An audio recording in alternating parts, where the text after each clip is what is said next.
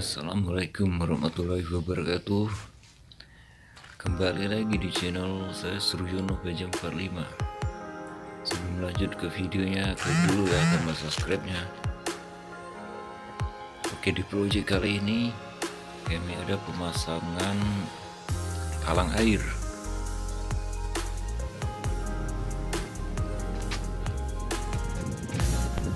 Nah, ini contoh talang air yang udah terpasang.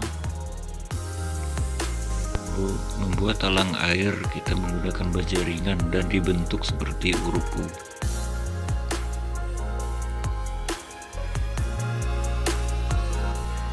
Ukuran talang yang kita bikin ini lebar 10 cm dan tingginya juga 10 cm.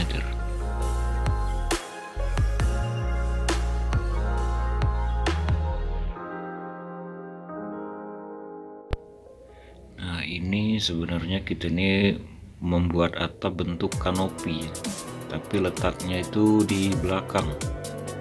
Nah, karena di sampingnya itu rumah orang, jadi kita bikin talang air supaya air dari cucuran atapnya nanti jatuh ke talang air.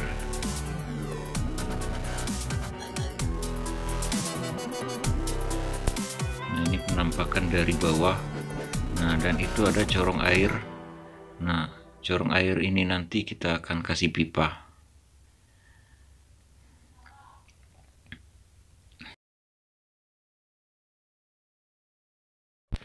Nah, ini setelah sudah dipasang atap, jadinya seperti inilah.